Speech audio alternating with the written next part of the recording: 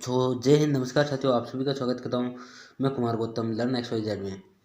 तो अपन आज इंग्लिश के कुछ पॉइंट डिस्कस करेंगे जिसमें आपके लिए बहुत ही महत्वपूर्ण होने जा रहा है। तो चलिए अपन शुरुआत करते हैं।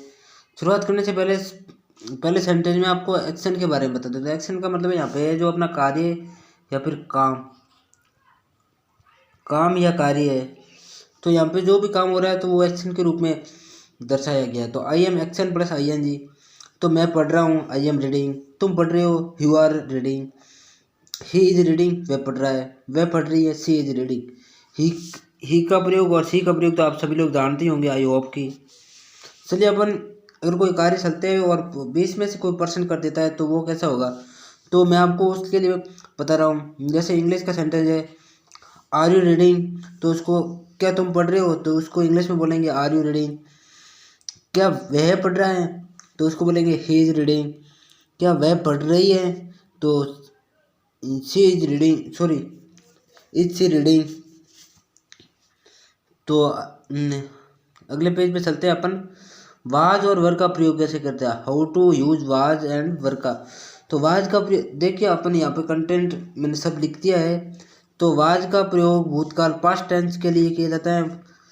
वाज का प्रयोग केवल एक ही व्यक्ति के लिए किया जाता है, जबकि वर का प्रयोग कई व्यक्तियों बहुवचन के लिए जाता है। सिंगुलर के लिए वाज का प्रयोग करेंगे और प्लूरल के लिए वर का प्रयोग करेंगे। मैं पढ़ रहा था, आई वाज टीचिंग। वह पढ़ रहा था, ही वाज टीचिंग। वह पढ़ रही थी, शी वाज टीचिंग। तुम पढ़ा रहे थे, यू वर टीचिंग। तो साथियों यहाँ पे जो पढ़ा रहे थे वो बहुवचन है, इसलिए यहाँ पे वर आया। चलिए अपन अगले पॉइंट पे चलते हैं। हैज और हैव का प्रयोग, how to use has and have. तो साथियों थोड़ा मैं जूम कर देता हूँ और फिर आपको, क्योंकि एकदम क्लियर दिखा देंगे। हैज और हैव का प्रयोग हम किसी वस्तु के होने पर करते हैं। तो साथियों देख, तो कोई कार्य समाप्त होने पर जो भी है, तो उसके लिए मैं पढ़ चुका हूँ, आई हैव रीड। देखिए यहाँ पे एक्शन का वही मतलब है, काम या कार्य। तो मैं पढ़ चुका हूँ, आई हैव रीड। तुम पढ़ चुके हो, यू हैव रीड। वह पढ़ चुकी हैं, शी हैज रीड। वह पढ़ चुका है, ही हैज रीड। चलिए अपन कोई कार्य समाप्त होने पर उसमें पर्सन बना के पूछते, तो अपन पर्सनों के जवाब कैसे, अपन पर्सन कैसे करेंगे। क्या तुम पढ़ चुके हो, हैव यू रीड। क्या तुम पढ़ चुके हो, हैव यू रीड। क्या वह पढ़ चुका है, हैज ही रीड। क्या वह पढ़ चुकी है, हैज शी रीड। चलिए अगले पॉइंट पर चलते हैं। हाउ टू यूज विल और शैल का। विल और शैल का प्रयोग कैसे करेंगे, तो मैं आपको इस कंटेंट में दिखा देता हूँ, मैंने जो लिखा है। विल शैल का प्रयोग हम तब करते हैं जब हमें कोई कार्य भविष्य में करना होता है। जैसे सरल शब्दों में कहा जाए कि विल का प्रयोग गा, गे, गी आदि के लिए किया जाता है। तो जैसे मैं आपको एग्जाम्पल के रूप में दिखाऊँ, तो मैं अपना जन्मदिन मनाऊंगा, तो ये एक फ्यूचर में है, भविष्य के लिए, तो मनाऊंगा। तो I will celebrate my birthday, वह अपना जन्मदिन मनाएगा। He will celebrate his birthday. तो ऐसे करके फ्यूचर के लिए प्रयोग किया जाता है। चलो अपन मैं का प्रयोग करेंगे। मैं का प्रयोग कहाँ होता है, तो मैं आपको कंटेंट में बता देता हूँ।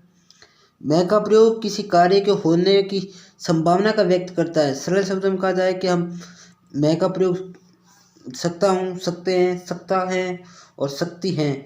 साथियों जो जहाँ पे संभावना होती है, जैसे कि आज बारिश आ सकती है, कोई भी है कि वो आज मोहन जा सकता है, तो ऐसे सकता है, सकती के लिए प्रयोग करेंगे। तो एग्जाम्पल के रूप में देखते, तुम जा सकते हो, यू मे गो। आप इस रूम में रह सकते हो, you have live in this room. Sorry यहाँ पे रूम लिखना भूल ही गया था कंटेंट में, तो रूम। आगे आज वर्षा हो सकती है, इट मे रेन टुडे। मैं आज बाहर जा सकता हूँ, आई में गो आउट। मैं यहाँ पहुँच सकता हूँ, दे में रीच हियर। रीच का मतलब पहुँचना। चलिए अपन how to use might. Might का प्रयोग कहाँ करेंगे।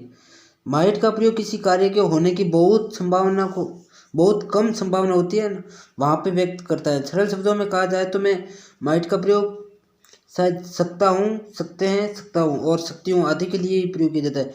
शायद मैं आ सकता हूँ, आई माइट कम। शायद तरुण आ सकता है, तरुण माइट कम। शायद तुम उसे हरा सकते हो, यू माइट डिफीट हिम। शायद आज वर्षा हो सकती है, इट माइट रेन टुडे। शायद आज बर्फ़ गिर सकती है, तो इट माइट स्नो टुडे। इसे जो कार्य की बहुत ही कम संभावना व्यक्त करती है उसे हम वहाँ पे हम माइट का प्रयोग करेंगे। चलिए अगला प्रयोग है अपना हेड का। How to use head. Head का प्रयोग साथियों भूतकाल के लिए किया जाता है, फ्यूचर के लिए, सॉरी पास्ट के लिए प्रयोग करते हैं। तो चलिए इसका भी अपन कुछ एग्जांपल देख लेते हैं। मेरे पास एक पेंसिल थी, आई हैड ए पेंसिल। मेरे पास एक सुंदर अंगूठी थी, I had a beautiful ring. उसके पास एक कार थी, ही हैज़ ए कार। लड़कों के पास एक बॉल थी, the boys had a ball. उसके पास 4 गाय थी, ही हैड 4 काउस। तो ऐसे करके अपन भूतकाल में जो मतलब थी उसके लिए अपन हैड का प्रयोग करेंगे।